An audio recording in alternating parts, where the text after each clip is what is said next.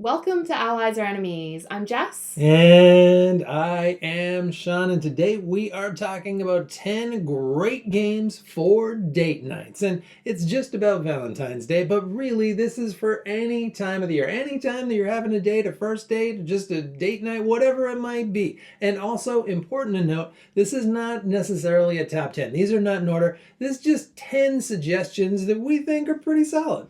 And that's because we included a mix of suggestions. So there are some heavier games, there are some lighter games, there are some games that are competitive, other ones that are cooperative. What they have all in common is they all play great at two players. So let's take a look.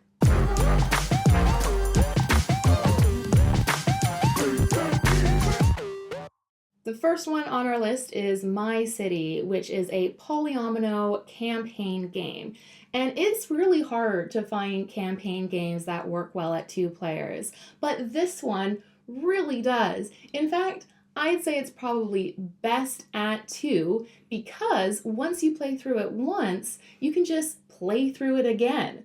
And with 24 games included, that is a lot of dates. And I think the great thing about My City specifically, because My City's actually got two sequels, My City Roll and Write and My Island, and those are both good too. But the great thing about My City is it just really kind of eases you into it, and it's just classic polyomino. And right at the start, that's all you got to know. Just put buildings next to buildings. But then it adds in rules and it adds in rules, and by the time you get to that 24th game, although you're probably going to play these in 3 game sessions, so there's going to be kind of 8 games with 3 sections in it. But by the time you get to that last game, there's a lot of game going on in this, but you're going to feel very comfortable with everything that's going on. And the great thing is because this works well at two is having that built-in partner. A challenge with a lot of other campaign games is just finding the time to get everybody together. Yeah, but if you've just got your whoever it is, your significant other, and you guys are locked into this, it's really easy to play this campaign, and you'll play this in a weekend. But that is our first one. Our next one is Canvas, which is an art game. You are building a painting using these really lovely semi-transparent cards that layer really nicely on top of each other. And so a key part of it is always oh, that one just looks good. It doesn't really matter maybe if it fulfills the scoring conditions. But the game even tells you to show off your painting at the end. So you might be look, it's frightening childhood. So it just encourages looking at each other's paintings. Right. What better date night thing to talk about than your frightening childhood? But it's such a beautiful, calm game because you're just building these nice little paintings. And there is quite a bit of strategy in there because you've got these different scoring conditions. So you want the paintings, you want the little images on the paintings to match the symbols on the top of it, and you have to fulfill these scoring conditions, so you have to think about what you're drafting and all of this stuff. But really at the end of the day, it's building those cool paintings, and there's something so satisfying about layering those on top of each other and being oh, look at this work of art that I've created. Yeah, it does make me feel a little bit proud at the end, even though I have no artistic skills. But it's a great one for date night, and that's why it made the list. Next up is Botanik. And this is maybe the only one on this list that's 2 players specifically. You can only play this one with 2 players. And this one is only on the list because of folks out there who recommended it to us. So recently we did a 2-player only list, a top 10 list. You can go look that up if you want to see it. But we didn't have this game on there. And a lot of people were like, where's Botanik? You guys would love Botanik. And you were so right. Botanik is this terrific tile placement game where you got these little square tiles and you're drafting them. You've got them both in the shared drafting thing. It's really clever. And they've got pipes on them and flowers, and you're trying to match the pipes up so they all connect, and they connect in color groups, and you're trying to get the flowers. And it's actually really simple, but it's really clever. Yeah, and it can be a little bit mean where you specifically take one and make the other person take one that they're not ready for. But you can usually figure out a way to still use it. You've done that before where I've been haha, you're never going to connect that. And yet you've still managed to pull it off too. And it looks really lovely too. I really like the industrial look with the flowers on top. Yeah, the art is great. And the meanness it's this subtle meanness, and it's nice because most of the tricksy things you do kind of they really affect the other person like 2 or 3 turns later. So it's not like an immediate like, oh no, that really sucked. It's like, okay, I think I can. Oh no, you screwed me back there. I remember now. But it's such a clever strategic game, but with like low rules overhead, but a lot of strategy, and so that's why that's on the list. Our next one is Obsession, which is like Pride and Prejudice, the board game. You're this lowly family and you're trying to increase your position in society. And how you do that is you get tiles to build up your manor and you increase your staff and you invite all of the fancy people to do the various activities. A part of the game is also trying to court the elusive Fairchilds. So it's kind of funny as a couple that you're both competing for the same other couple. Right, yeah, it's like a 1700s key party. This is like, in a little way, in a little bit, this is kind of like a game about swinging. But it's terrific. It's super funny. It's got this theme that is going to appeal to an awful lot of people and to people who aren't usually that into board games. I will say, however, this is the heaviest of all of the games on this list. There is a good chunk of rules overhead at the start. Once you get going, it all makes a lot of sense. And I think that's one of the great things about it. There's also a lot of really subtle, terrific things like just reading the cards and some of the people, because some people you don't want coming to your parties, and those ones are especially funny to read. Yeah, we don't often read like the flavor text and things, but this is an exception to that for sure. But I would not recommend it for new players. Definitely have a few games under your belt, but it is a great theme, and that's why it's on our list. Next up is Unlock. And Unlock isn't just one game. This is a whole big bunch of jumble of games of I don't know how many there are now. There's got to be like 20 different bundles, and then there's one-offs, there's all sorts of stuff. But all of these are these little like escape room games in a box. So you get a deck of cards and you just kind of go, you start off with one card and then that's going to tell you to get more cards. You connect that up to an app, which usually I don't like, but here works really well and really simply, and they integrate it in some fun ways later on too. And it works really nicely with, I feel like 2 people is the perfect amount for this, because if you get too many, this can really be too many cooks. But 2 people both figuring out the puzzle together is really, really nice. And we play this. This is like a date night classic for us. Yeah, and I think part of what makes it a classic is you can only play each one once. What's nice is you don't ruin the cards or anything, so you can sell it on afterwards. But because it's only played through once, it feels like an occasion when you bring it out. And so it naturally lends itself to like a date night of like, let's do an unlock.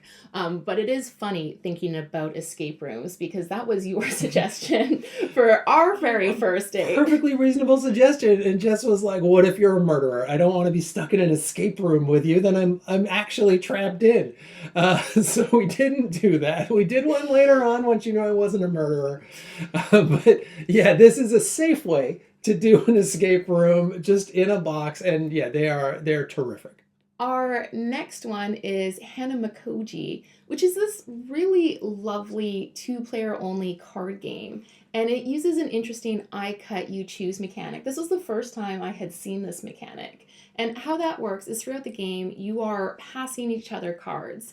So I might give Sean 2 cards, but he's the one who then chooses which one he wants to keep and which one comes back to me.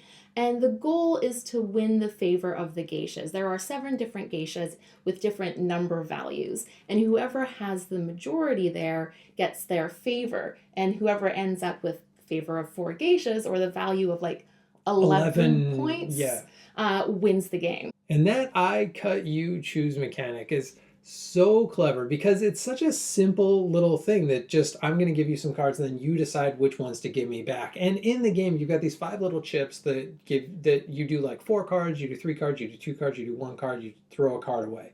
And so you decide when you want to play those different chips. And when you play, especially that 4 card and 3 card, where the other person's going to take 2 cards, you really got to think about, is there any combination of those 2 cards that is going to let them win and going to let them get 4 of those geishas? Because you can be like, I think they'll take these 2, and I know they're going to win this one, but I'm going to get the other 2 then, which gives me some area control on 2 of them, because this is kind of an area control game. So it's so creative. Yeah, and the control of the geishas, or I guess the favor of the geishas, really goes backwards and forwards as you go through the game. It can be some really tight races, and it works so well at two players. It's a two-player only Yeah, game. it can only work at two players. So I lied earlier in Botanic. There are two-player specific games on this list. And this is the second one, and that's why it made it. Next up is Villainous. And Villainous is just straight up mean. This is by far the meanest game on this list. You're just trying to frustrate each other. And in this, you are all these Disney bad guys. So you're different Disney villains and you're trying to fulfill your nefarious plots. And you do this, each one actually does this in different ways, but you stop others by sending heroes to their realm to mess with them. And there's a whole bunch of different villains. And I think one of the cool things about this too is you can just start with any of the expansion boxes. So the core box is great and it comes with 6 different villains. They all play really differently. But the expansion boxes just have 3, which is perfectly fine if you're just playing with 2. And they're like a way cheaper entry point to the game as well. Yeah, and the nice thing about it being Disney is you might have a personal connection with some of the other boxes. So if you really like this character, you'll gravitate towards that box. And if you have a lot of them as well, then you can make it a whole like date weekend by setting up a Villainous tournament, doing like a whole tournament bracket, see who comes out on top. We have definitely done that a few times. But yes, it is a very frustrating game because the other person is specifically trying to get in your way, so you have to be okay with that. Our next one is Bandido, which is probably our simplest game. And in Bandido, there is this Bandido that's in the center, and you have like a hand of 3 cards that have different tunnels, and you always have to play on your turn one of your cards down. The tricky is often those cards will expand the tunnels and make them longer and longer. And so you keep playing cards and your goal is to eventually join them all up or put your flashlights down to contain the Bandido. And if you do that, you win. If you're like me, you're going to keep playing and playing and playing until you have made sure you have captured that Bandido. Yeah, there are nights that we played this like a dozen times back to back because that Bandido, he is slippery and it really is surprisingly tricky to be able to put those cards out, and you can't communicate with each other either. So you cannot be like, oh, I've got these cards, so you need to play this sort of corner card and then I can finish it off. You're just looking at your cards thinking, please, please, please, please, please. And then they play exactly the wrong thing. And then you got to figure it out again. And I think that's part of the fun too, is it's such a terrific, like silent communication game where you're just kind of looking at each other's eyes, trying to telepathically tell them what card to play. It makes for just a terrific date night game.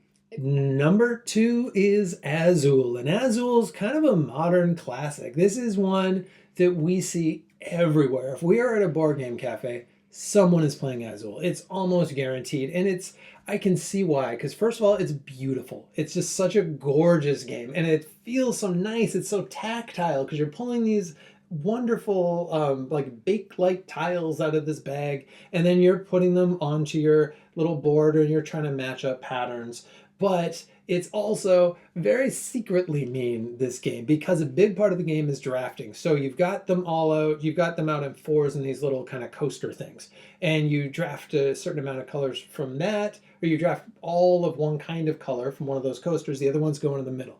But really what you're trying to do with that is both get the stuff for you and shaft the other person with the stuff they definitely do not want. That's a huge part of this game. Yeah, it works especially well if neither of you have played it before and are coming at the same point, I think. Because when we first started playing it, we didn't realize how mean it could be. I think our first game actually was quite pleasant because we were just focused on what we needed to do. It was the following games, I think, when you made me take like 5 tiles I didn't need that opened up that whole other possibility. But some people like that kind of fierce competition, so it could work well for you. And it's such a great, like a lot of people really like that abstract strategy game, and that's very much what this is. And it really is so pretty. So if you are playing with someone who's kind of newer to board games, this just looks classy and it kind of like throws out their expectations of, oh, a board game's going to be this. They see this and think, oh, okay, I'm on board. And then it plays really well as well. So that's why it's on the list.